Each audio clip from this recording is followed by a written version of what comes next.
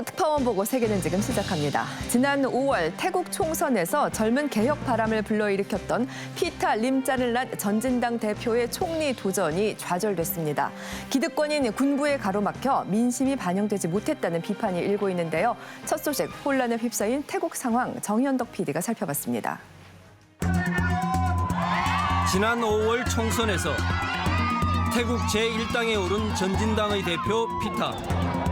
ที่จะประกาศกับทุกท่านว่าวันใหม่ของประชาชนมาถึงแล้วครับ 젊고 미남형인데다 개혁적 이미지를 지닌 그는 대중으로부터 큰 인기를 끌고 있습니다.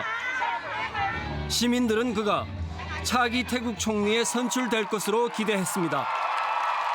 เป็นวันตัดสินชะตาของประเทศไทยของเราว่าเราจะเดินหน้าไปทางไหนจะเดินต่อหรือจะอยู่ที่เดิมหรือจะไปทางไหนก็ขึ้นอยู่กับวันที่ 13 ของเรานะครับ What we are asking is just to return common sense to Thai politics because it's been regular for quite a decade now. We're asking them to vote for democracy, for the majority, and return common sense to Thai politics so that we can finally move forward. 총선 후 2달 만인 지난 13일 태국 의회는 차기 총리 선출 투표를 실시했습니다. เห็นชอบค่ะ งดออกเสียงครับเห็นชอบครับไม่เห็นชอบครับไม่เห็นชอบครับไม่เห็นชอบครับ 이날 그의 총리 선출은 불발됐습니다. 태국에서 총리가 되려면 상하원 전체 의석의 과반인 376표를 얻어야 합니다.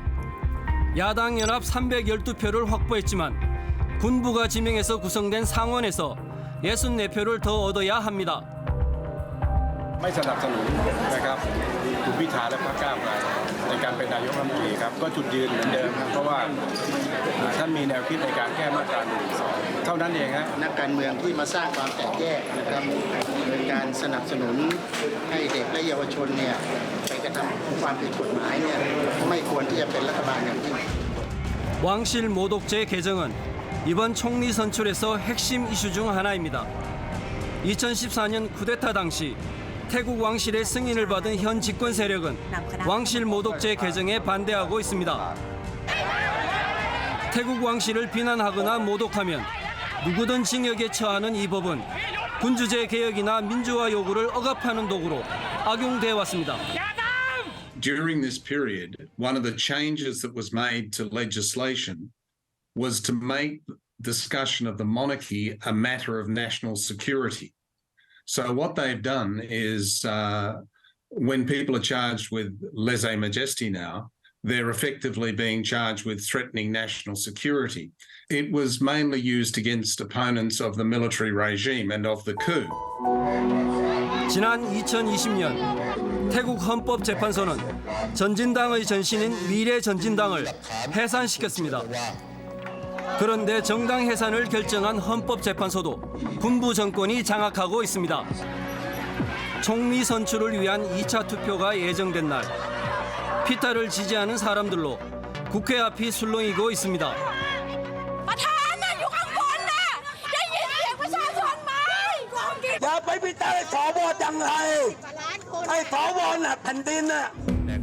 국회가 표결을 하기 직전 태국 헌법재판소는 피타의 의원 직무 정지 결정을 통보했습니다. 이유는 선거법 위반이었습니다. ถึงแม้ว่าผมจะยังไม่ได้ปฏิบัติหน้าที่แต่ขอให้เพื่อนสมาชิกทุกคนช่วยกันดูแลประชาชนต่อไปครับขอบคุณมากครับท่านประธาน 의원 신분증을 반납한 그는 애써 태연하게 발걸음을 옮겼습니다. 그에겐 또 하나의 험난한 여정이 남아 있습니다. 그의 당이 왕실 모독죄 개정을 추진했다는 이유로 정당 해산 소송에 직면해 있기 때문입니다. 피타의 의원직이 정지됐다는 소식에 시민들의 열망은 분노로 바뀌었습니다.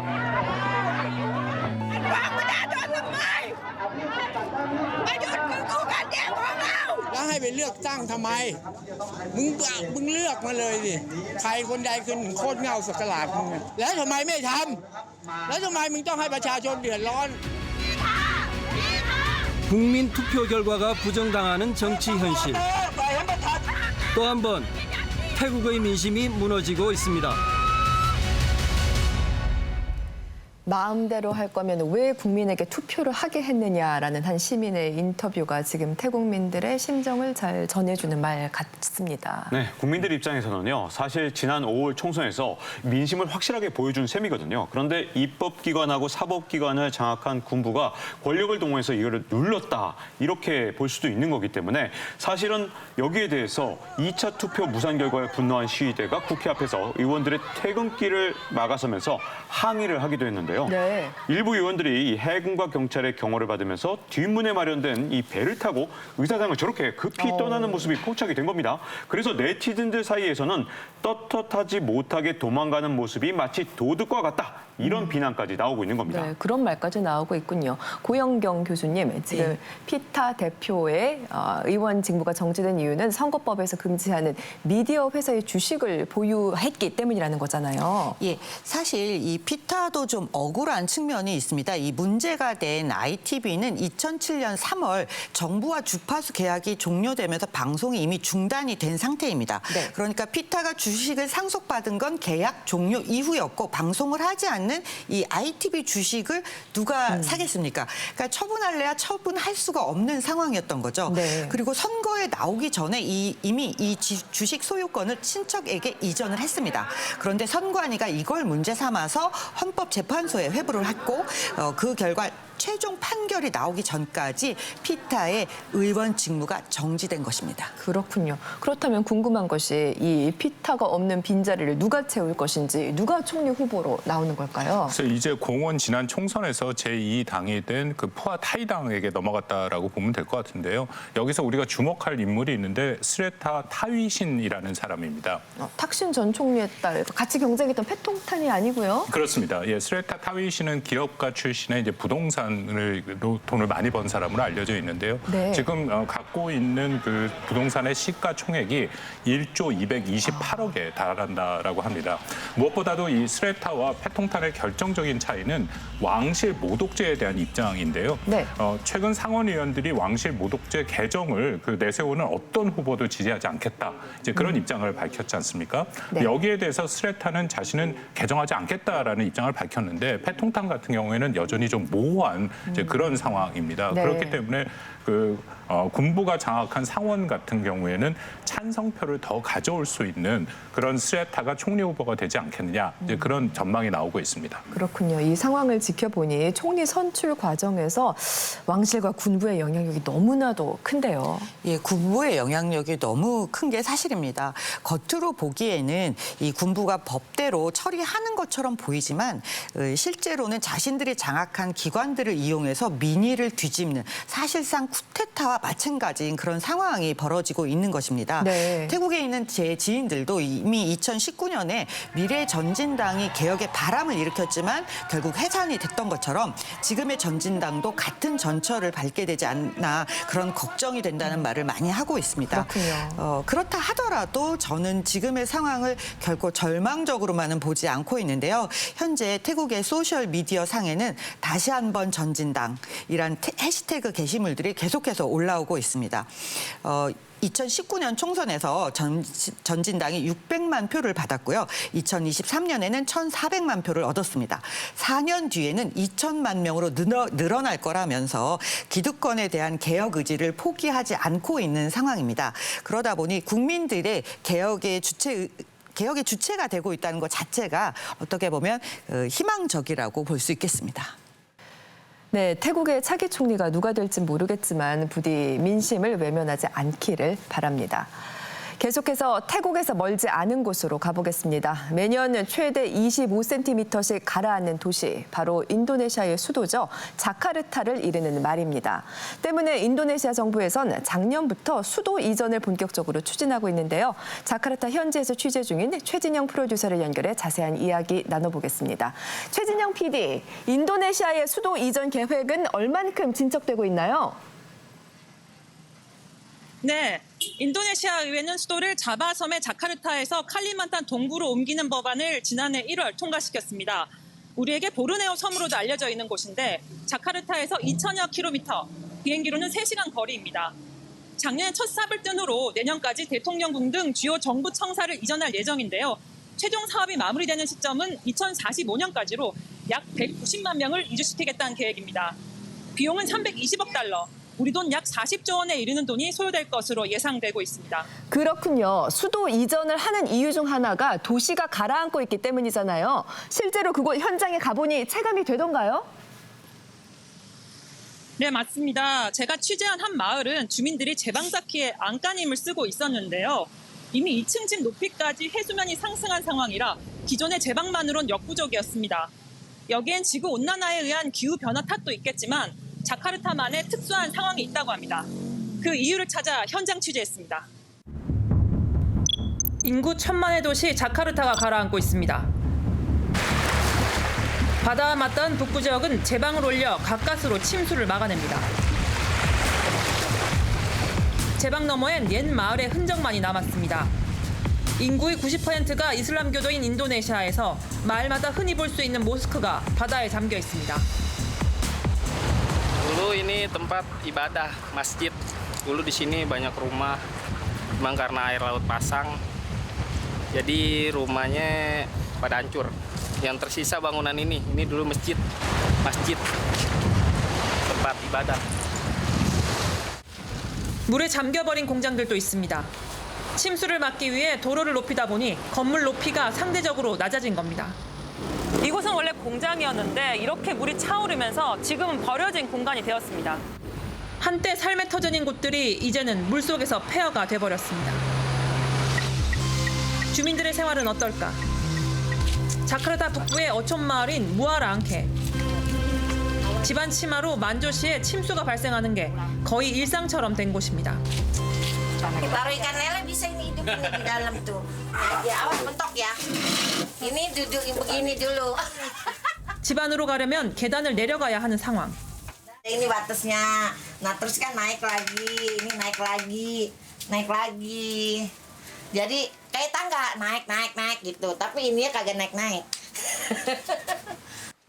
물이 집 안으로 들어오지 못하게 해수면보다 입구를 높였지만 건기에도 물이 차오른다고 합니다. Awas kecil terus saya. Penuh ya? Oh iya, di Metro TV.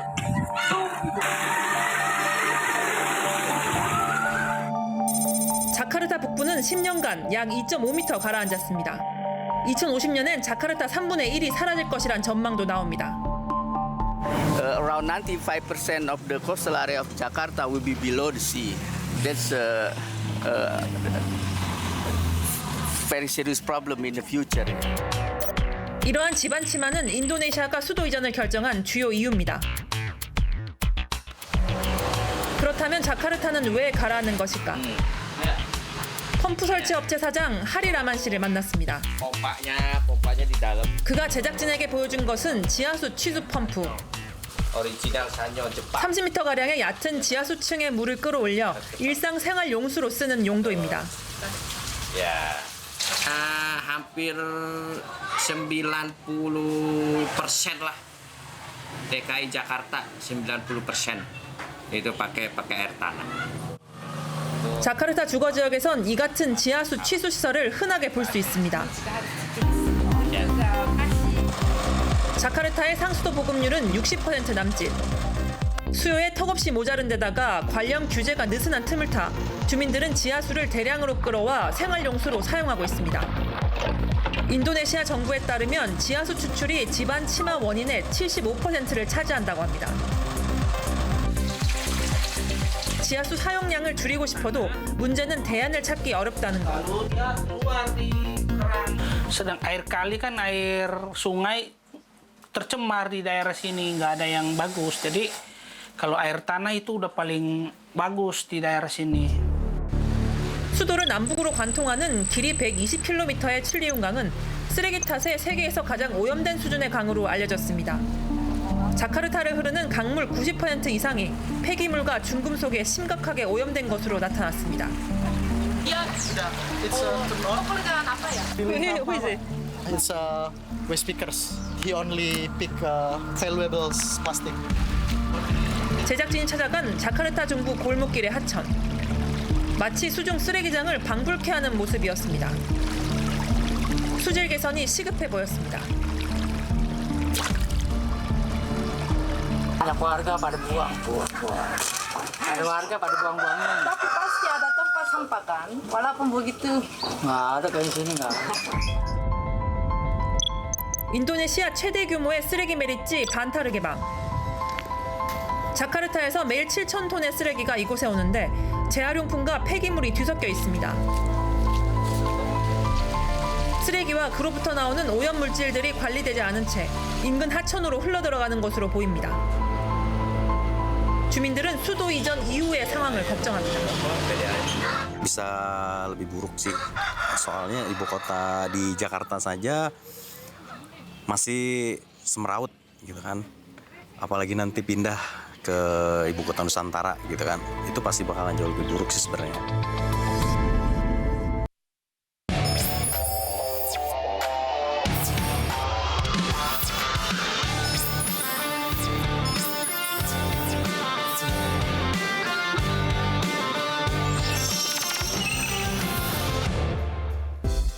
전 세계 공통 이슈에 대해 각국 통신원을 연결해 현지 사정을 들어보고 해결 방안을 모색해보는 시간 네트워크 나우 시작하겠습니다.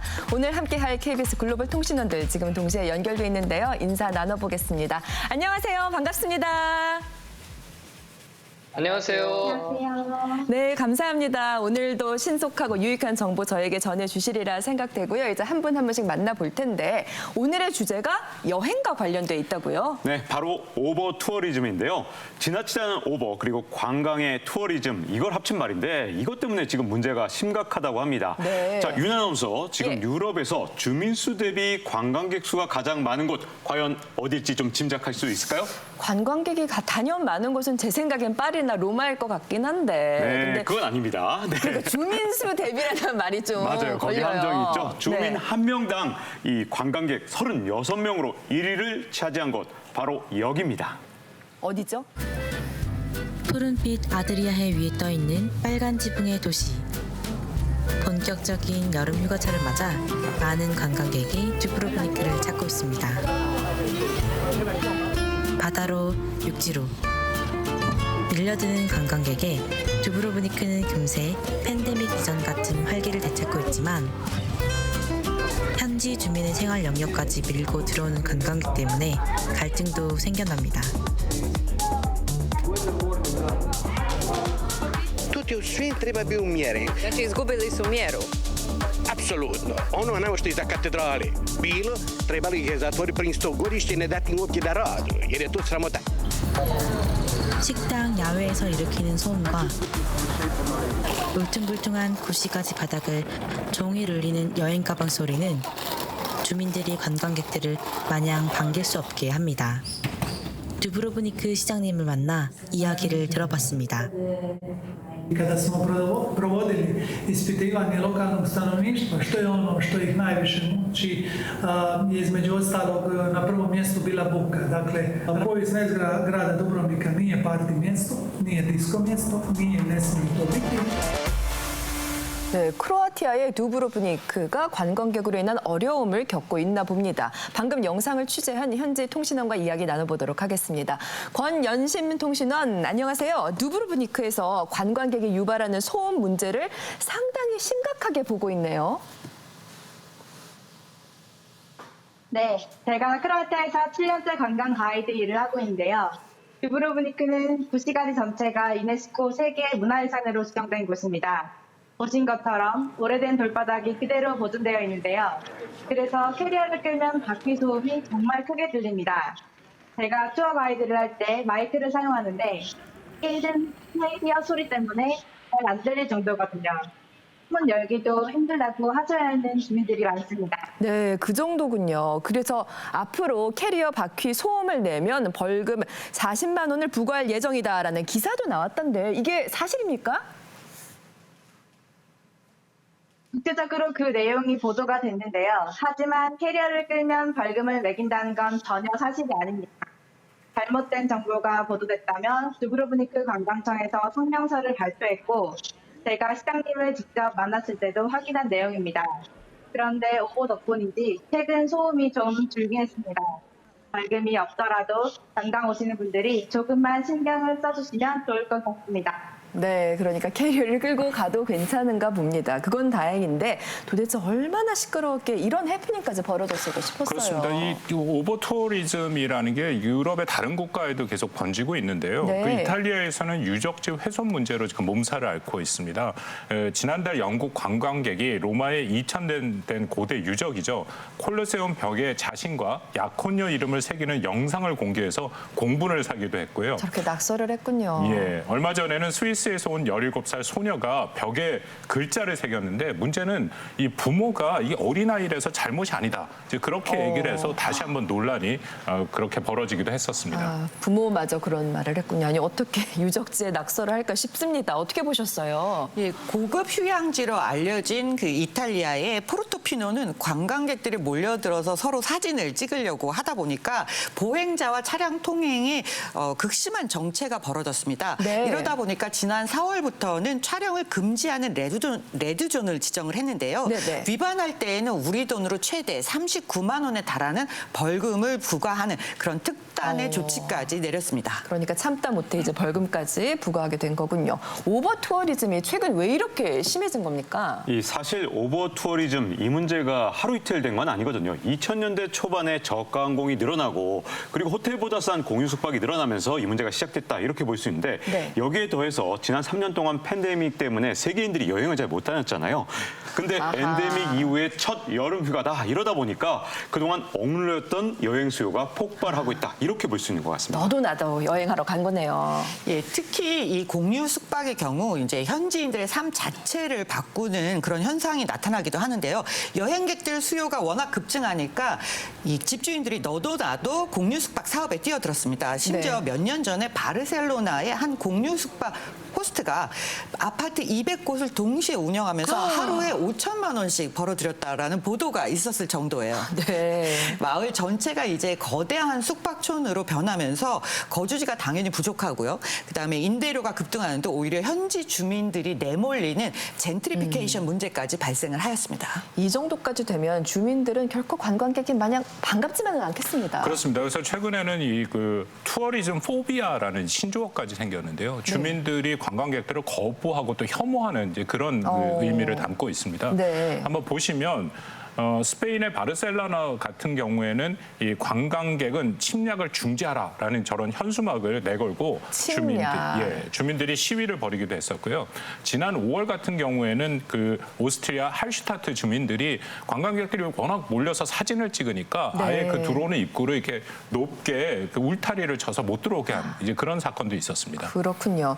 그런데 관광객과 현지 주민 간의 갈등은 유럽만의 이야기가 아니라고 합니다. 인도네시아 역시 마찬가지라고 하는데요. 서영우 통신원, 인도네시아의 대표적인 휴양지죠. 발리 또한 오버 투어리즘으로 골치가 아프다고요? 네, 발리에선 특히 민폐 관광객들이 문제가 되고 있습니다. 여기선 오토바이를 교통수단으로 많이 이용하는데요. 관광객들이 발라의 모습으로 오토바이를 타고 다녀서 현지인들이 눈살을 찌푸리는 경우가 굉장히 흔하고요. 현지인들이 신성하게 여기는 종교 사원에서 바지를 내리거나 누드로 사진 촬영을 해 논란이 되기도 했습니다. 이게 우리로 따지면 제사 지내는 데 들어와서 옷 벗고 난동 부리는 거랑 비슷한 거거든요. 현지인들 입장에선 자신들의 문화를 존중받지 못한다고 느끼는 거죠. 제가 발리에서 12년을 살았는데 최근 이런 경향이 더 심해지는 것 같습니다. 더 심해지고 있다. 그래서일까요? 발리 정부가 내년부터 관광세를 도입하겠다고 발표했죠? 네, 내년부터 인도네시아 발리를 찾는 외국인 관광객은 관광세를 내야 합니다. 관광세는 1인당 15만 루피아, 한화로 약 12,800원 정도인데요. 발리 지역 문화가 환경을 보존하기 위한 조치라는 게 주지사의 설명입니다.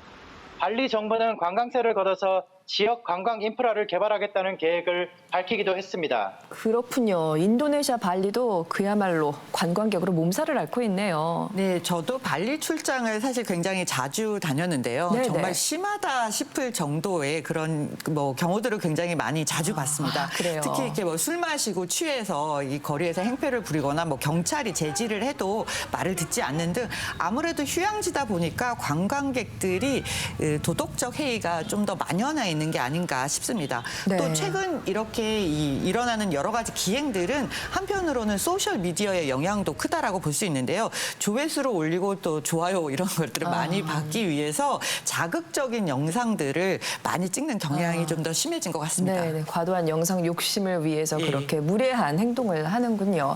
관광객들이 너무 몰리면 환경이 오염되는 경우도 많습니다. 이것도 그렇다고 합니다. 북유럽 노르웨이의 이철규 통신원, 노르웨이도 최근 관광객이 급등하고 있다고요? 네, 그렇습니다. 지금 노르웨이는 지역마다 차이가 있긴 하지만 해각인 백야입니다. 그래서 여행하기 가장 좋은 시기이기도 하고요. 특히 올해는 유럽 국가들이 폭염에 시달리다 보니 비교적 선선한 북유럽을 찾는 발길이 더 늘어난 것 같습니다. 하지만 갑자기 늘어난 관광 수에 이곳에서도 여러 가지 문제가 발생하고 있습니다. 북극으로 가는 길. 개발되지 않은 미지의 자연이 사람들의 발길을 이끄는 나라 노르웨이. 해가 지지 않는 여름을 즐기기 위해 전 세계에서 관광객이 몰려오고 있습니다. 하지만 정작 기대와는 다른 풍경이 펼쳐집니다. 어딜 가든 자연 대신 사람 행렬입니다. 관광객이 버리고 간 쓰레기와 곳곳의 배설물들은 자연을 훼손할 뿐 아니라 인근 주민들의 식수원까지 오염시키고 있는 실정. 환경연구소의 조사 결과 국립공원 각지에서 인분이 발견돼 충격을 주기도 했습니다. Det er jo toalett, søppel, og vi bruker mye penger på å legge til rette for turistene, og det mener vi at fellesskapet må være med å betale. 아니, 저토록 아름다운 국립공원에 인분 지도가 웬 말인가 싶고 다소 충격적인데요.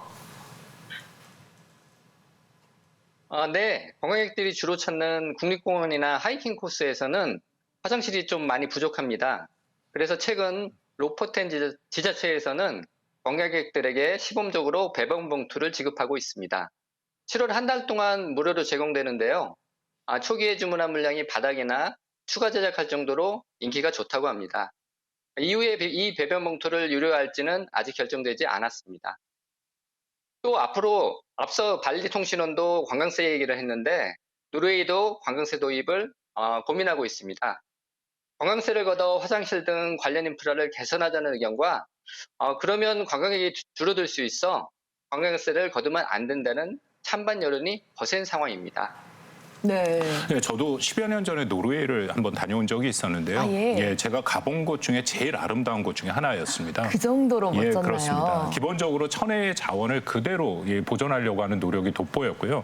도로도 확충 공사를 하지 않아서 이 절벽에 굉장히 좁은 길을 막 아슬아슬하게 지나갔던 이제 그런 기억도 있습니다. 예. 숙소도 호텔보다는 이 자연스럽게 만들어진 어부들의 그 오두막 같은 거를 개조한 것이 많이 있었고요. 네. 그러니까 인위적인 시설보다는 이게 자연과 어우러짐 이제 그런 것이 매우 강조되고 저는 이것이 노르웨이의 가장 또 매력이다라고 생각을 합니다. 근데 네네. 문제는 이렇게 관광객들이 몰려오니까 과연 이것을 어떻게 앞으로 감당해야 할지 그것은 노르웨이가 고민해야 할 지점이다 그렇게 판단은 됩니다. 그러네요. 사실 그동안 이 팬데믹으로 관광 산업이 직격탄을 받았는데 이제야 겨우 활기를 되찾고 있는 그런 곳들이 정말 많거든요.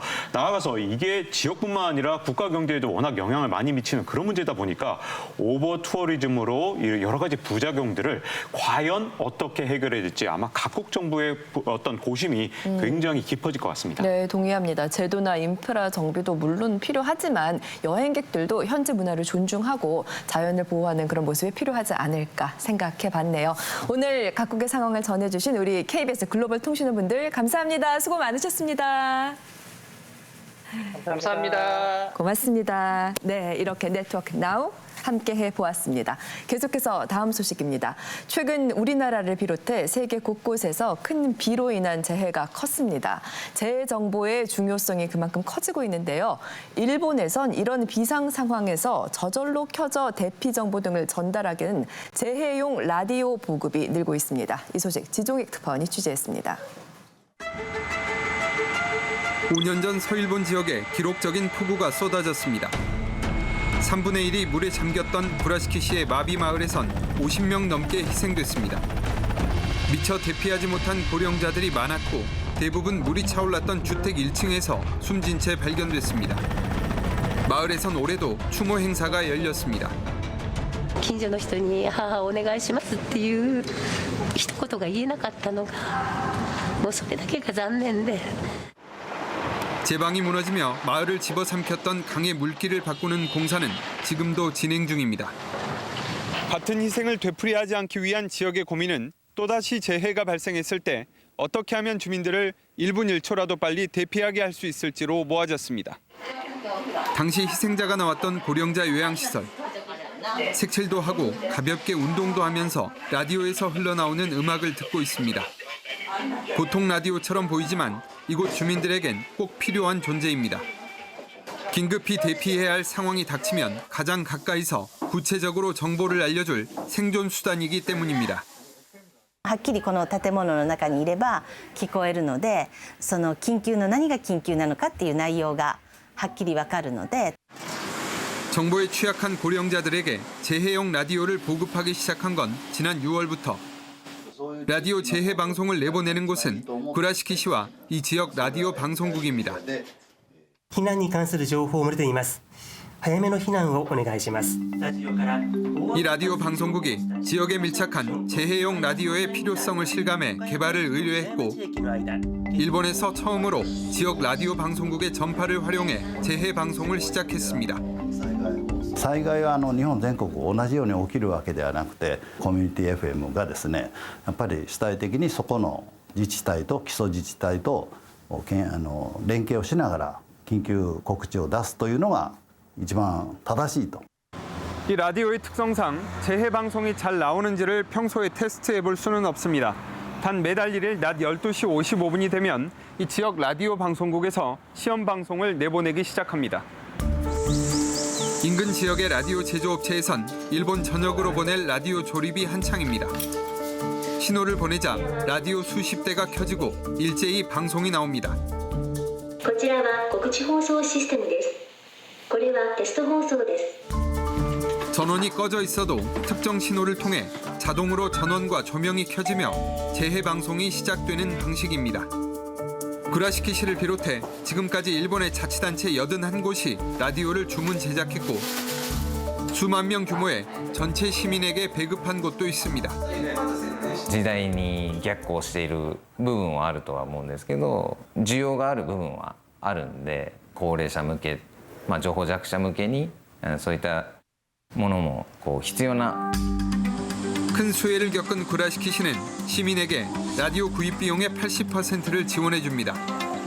5개 확성기를 통한 대피 방송은 빗소리에 묻혀 들리지도 않았고 휴대폰도 먹통이 돼 희생이 커졌던 5년 전 참사를 되풀이하지 않기 위해서입니다. 確実に情報が届くようにという思いで今回このラジオを補助することによって 한 달 남짓한 기간 동안 신청자는 500명가량. 휴대전화를 쓰지 않는 65세 이상 고령자 등 신청 조건을 고려하면 적지 않은 숫자입니다. 신청 대상이 아니어도 서일본 호우 참사를 경험한 시민들은 스스로 라디오를 마련해 곁에 두고 지냅니다. 停電になっても使うことができるし、日頃は電源切ってても緊急速報が大音量で流れることができるっていうことなので、ただ置いてるだけの安心感がここっちすごいなっていうのを実感してるので。 필요성에 공감한 지역 기업들도 조건 없이 라디오 홍보에 나서고 있습니다. 職員の家族がですね大きな被害に遭ったということ、高齢者を含めたその社会的課題解決をしていくということが目的です. 이상기후로 빈발하는 자연재해에 고령화까지 빨라지면서 전통 미디어의 대표격인 라디오가 재해방송 수단으로 다시 주목받고 있습니다. 일본 오카야마에서 지종익입니다.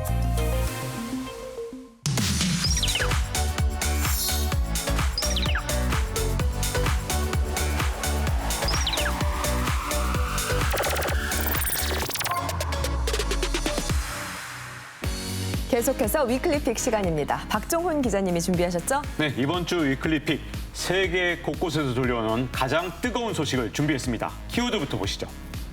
가장 뜨거운 소식이라고 강조하셨거든요. 네, 바로 적색 경보입니다. 적색 경보. 보통 위험하거나 긴박할 때 붉은색이 뜨잖아요. 네, 한 주 동안 세계 곳곳에서 적색 경보 발령이 이어졌다고 하는데요. 도대체 무슨 일인지 영상부터 보시죠. 네. 자, 자, 중국에서 가장 더운 도시 중에 하나인 투르판인데요. 지표면 온도를 측정해봤습니다. 계속해서 올라가거든요. 네. 67.5도라고요. 엄청나죠? 덥다 네. 못해 뜨거운 날씨, 이 단단한 키보드도 버텨내질 못합니다. 더군다나 길만 걸어도 신발 밑창이 녹아내리는데요. 우와. 자, 도로 위에 타이어까지 흘러내리는 그런 상황이죠. 저건 정말 위험해 보이네요. 네, 40도가 넘는 날씨에 적색 경보가 발령된 허베이성에서는요, 뜨거워진 도로가 저렇게 팽창해서 솟구쳐 오르는 일도 있었죠. 날씨 때문에 도로가 폭발한다니요. 네, 중국에서 가장 뜨거운 지역 화염산에선 이색 명물도 등장했습니다. 熟的，它烤的这个鸡蛋就比较筋道。 모래에서 찐 계란이라. 네. 자, 미국 북부에는 적색 경보가 내려졌는데요. 예. 자, 이런 날씨에 오븐도 필요 없나 봅니다. 자동차 안에서 쿠키를 굽는 풍자 영상도 등장했는데요. 쿠키가 구워지고 네. 계란이 쪄지는군요. 사상 최고 기온을 목전에 앞둔 데스밸리엔 50도가 넘는 더위를 체험하려는 발길이 늘었습니다. 기록의 순간 현장에 있기 십시입니다. Predicted to be the highest temperature.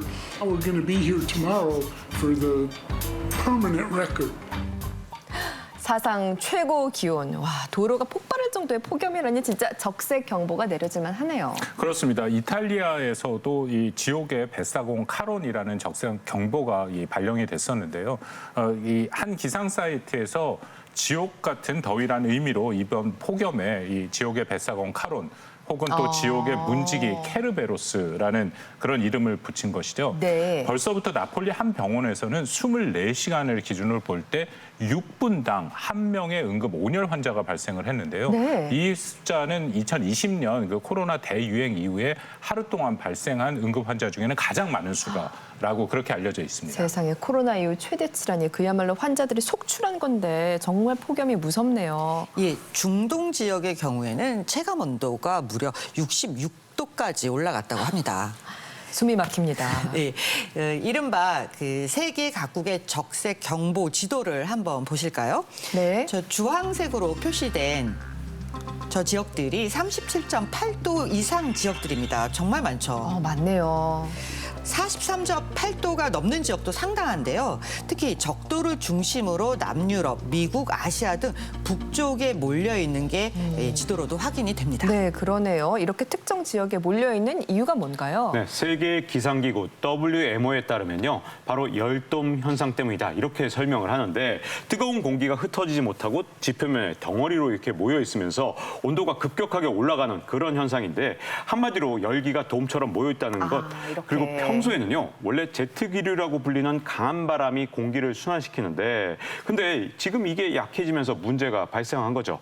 여기에 5월부터는요, 이 평년보다 바닷물 온도가 0.5도 이상 올라가는 엘니뇨 현상이 일어났고 그리고 7월부터는 이게 1.5도 이상 올라가는 슈퍼 엘니뇨 일어날 가능성이 80%가 넘는다고 하니까 네. 이 폭염, 폭우 같은 어떤 극단적인 기상재해 현상이 일어날 가능성이 그만큼 더 높아졌다 이렇게 볼 수 있는 거죠. 정말 큰일이고 너무나 걱정됩니다. 그렇습니다. 미국의 한 연구 보고서에 따르면은 선풍기나 에어컨 혹은 이제 그늘이 없는 곳에서 인체가 버틸 수 있는 최저치의 온도가 섭씨 35도 정도라고 알려져 있습니다. 35도. 예, 그런데 텍사스 같은 경우는 이미 작년 6월부터 40도를 넘어섰다라는 것입니다. 아휴. 그렇기 때문에 뭐 택배 네. 배달원 같은 경우에는 지금 보시는 것처럼 휘청 막 그런 모습들도 보이고요. 그러네요. 또 우편 배달원 같은 경우에는 목숨을 잃는 그런 사건도 발생을 했었습니다. 그런데 정작 텍사스 주에서는 건설 노동자들이 원래는 4시간마다 약간 10분씩 이렇게 물을 마시고 쉬는 시간이 있었는데 이런 것을 확실하게 해줬던 부여했던 법을 또 없애기로 그렇게 네. 결정을 했다라고 지금 알려지고 있고요. 그래서 이 야외 건설 노동자 같은 경우에는 이런 환경, 굉장히 열악한 환경에서 잔인한 여름이 될 가능성이 있어서 좀 우려가 되고 있습니다. 네, 참 걱정스럽습니다. 그야말로 극심한 더위가 전 세계를 강타하고 있습니다. 이렇게 위클리픽 살펴봤고요. 다음 소식입니다. 농촌에서 태어났지만 도시로 떠나 제조업, 건설업 같은 저임금 현장에서 일하는 노동자들. 중국에선 이들을 가리켜 농민공이라 부릅니다. 농민공은 중국 경제 발전의 근간이 되어 왔지만 정작 그들이 사는 환경은 여전히 열악하기만 한데요. 농촌에 남겨진 아이들 역시 사회적 문제가 되고 있다고 합니다. 김영철 PD특파원이 취재했습니다. 중국 서부 내륙에 위치한 칭하이성. 신흥에서 차로 1시간 거리의 농촌 마을입니다. 20여 가구가 모여 사는 작은 마을 안은 인적이 뜸합니다. 농업과 목축업을 생계로 살아가고 있는데 젊은이들은 거의 도시로 떠났고 마을에는 노인과 어린이들만 남았습니다. 怎么人这么少啊？这个村子里，年轻人都打工了呗。他们一般都去哪儿打工啊？这不知道，到处都有，哪个地方都有。但这些小孩子一般跟谁住在一起啊？在家里老汉。靠一点庄稼没收入呗，庄稼变不了钱呗，很多年轻人都去打工了呗，哪有活去哪儿呗，也不一定远近呗，有的去广州的还有，去深圳的还有。 젊은 사람들이 일자리를 찾아 떠나버린 농촌은 점차 경쟁력을 잃어가고 있고 이는 도농격차라는 사회적 문제를 낳고 있습니다. 농민공은 도시로 떠난 농촌 출신의 노동자를 일컫는 말입니다. 후난성의 시골 읍내도 젊은 농민공들이 떠나자 썰렁하기는 마찬가지입니다. 여기도 거리에는 노인과 어린이들만 주로 보입니다. 소비력이 있는 젊은이들이 도시로 떠나자 상권은 활기를 잃고 문 닫은 가게들이 많아졌습니다. 年轻人都走了，都是老人家、小孩子在家里了啊，消费一点大没得，基本上都做不好做。 도시로 간 농민공들은 어떤 상황일까? 인구 600만 명의 윈난성 성도 쿤밍시. 매일 아침마다 열리는 즉석 인력시장은 구직자들로 북적입니다. 도시 출신도 일부 있지만 대부분은 농촌에서 일자리를 찾아 올라온 사람들입니다. 최근 중국 경제가 침체 국면에 들어서자 더욱 사람이 많아졌습니다. 今年更多嘛，找工作，失业的人多嘛。工作平均工资多少钱啊？差不多就是3、4千块钱嘛。 어렵게 일을 구해도 농민공이 도시에서 정착하기는 쉽지 않습니다.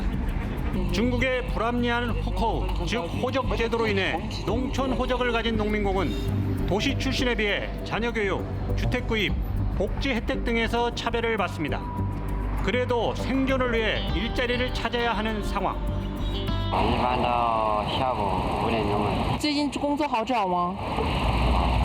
为啥呀？现在没空着岗位。 결국 어려운 여건 때문에 도시로 떠난 농민공은 가족과 떨어져 혼자 지낼 수밖에 없는 상황입니다. 이렇다 보니 고향집에는 나이든 부모나 어린 자녀들만 남아서 살아가야 합니다.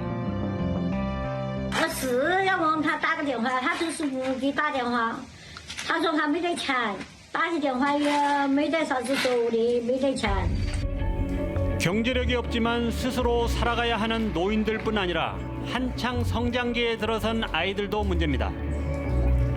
농민공 자녀 중에는 부모의 따뜻한 보살핌을 못 받아 정서적인 문제를 안고 살아가는 경우가 많습니다. 来到学校的时候，不是父母来送他，他就是更内向，性格啊更内向，更不愿意跟人家交流。他老是觉得那种自我封闭，他的心里呀不愿意敞开，唯我独尊。 更不会去考虑到别人的感受。 부모인 농민공이 떠나버리고 농촌에 혼자 남겨진 아이들을 유수아동이라고 부르는데 재작년 기준으로 대략 1,200만 명에 이릅니다. 젊은이들이 떠나 노인과 어린이만 남은 중국 농촌은 점차 황폐화되고 있습니다. 도농 간의 격차를 줄이기 위한 중국 정부의 대책 마련이 절실합니다. 베이징에서 PD특파원 김영철입니다. 네, 그야말로 안타까움을 자아내는 중국의 농촌 풍경 살펴봤습니다. 지금 전국 곳곳에 많은 비가 내리고 있습니다. 내일도 우리나라에 다시 큰 비가 내린다고 하죠. 본격적인 휴가철 앞두고 여러 계획들 세우실 텐데 무엇보다도 폭우 그리고 또 폭염으로 인한 피해가 없도록 각별히 안전에 유의하셔야겠습니다. 오늘도 생방송에 함께해 주신 여러분 고맙습니다.